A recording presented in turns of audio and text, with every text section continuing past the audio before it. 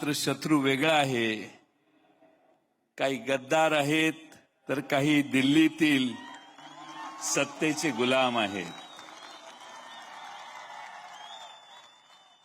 आणि मला खात्री आहे की मुंबईकर या सगळ्यांना खड्यासारखं बाजूला ठेवल्याशिवाय राहणार नाहीत. खरं म्हणजे फार वर्षापूर्वी 19 जून 1966 याच शिवतीर्थावर शिवसेनेची स्थापना झाली. त्यावेळी इथल्या एका कट्ट्यावर माझे नेते आदरणीय शरद पवार साहेब यांनी त्यांची पहिली सभा कट्ट्यावर बसून भाषण त्यांचं ऐकलेलं होतं.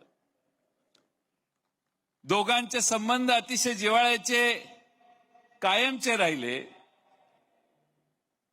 वेगवेगळ्या पक्षात जरी असले तरी मुंबईकरांच्या हितासाठी, मराठी माणसाच्या हितासाठी बाळासाहेब ठाकरे साहेबांचं नेतृत्व आवश्यक आहे, ही भावना महाराष्ट्रामध्ये पवार साहेबांनी कायम बाळगली. हे या ठिकाणी मुद्दामून नम्रपणाने मी नमूद करेन. आणि म्हणून हे मैदान नुसतं मैदान नाहीये, हे मैदान स्वाभिमानाचं मैदान आहे, आपल्या अभिमानाचं मैदान आहे आणि भावनेची नाळ जोडणारं हे मैदान आहे. आणि म्हणून याच मैदानावर ज्यावेळी शरद पवार साहेबांनी राष्ट्रवादीची स्थापना केली त्यावेळी त्यांनी देखील सुरुवात पक्षाच्या स्थापनेची याच मैदानावरून केलेली होती. बोलण्यासारखे अनेक विषय आहेत, पण या दोघांचं भाषण आपण ऐकायला आलेलं आणि त्यामुळं बाळा नांदगावकर सारखे जास्तच मान हलवायला लागलेत म्हटल्यावर मला इशारा मिळालेला आहे. परंतु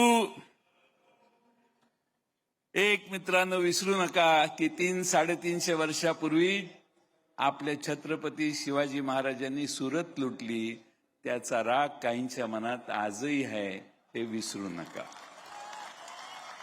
अशा अनेक गोष्टी आहेत. काल परवा अण्णा मला येऊन गेले, काय बोलले, त्यांची भूमिका अशी आहे की मुंबई ही महाराष्ट्राची नाहीये, म्हणजे मुंबईला तोडण्याचा उद्योग पुन्हा सुरू झालेला दिसतोय. आणि म्हणून यावेळची निवडणूक तुम्हा आम्हा सर्वांसाठी फार महत्वाची आहे.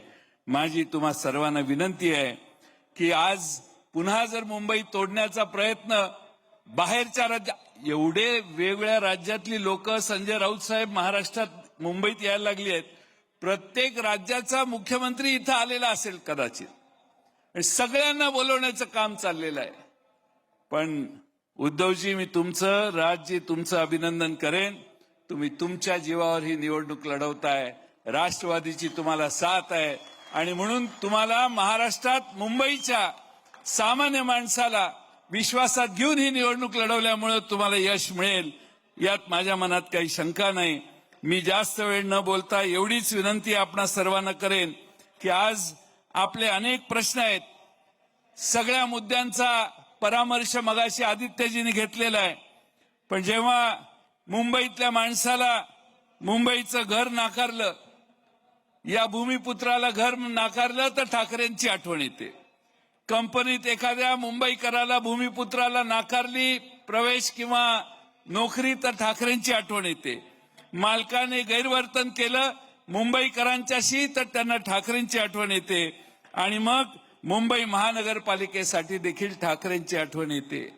मी जाता जाता 4-6 प्रश्न विचारतो, मला हो किंवा नाही याचं उत्तर द्या. शेतकऱ्यांची कर्जमाफी झाली का हो?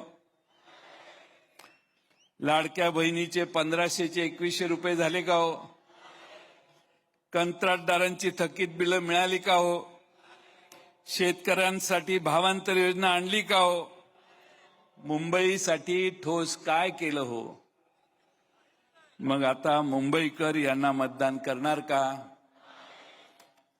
माझं काम झालेलं आहे. मुंबईचा महापौर ठाकरे बंधू ठरवतील हा विश्वास मी व्यक्त करतो आणि आपल्या सगळ्यांची रजा घेतो. धन्यवाद.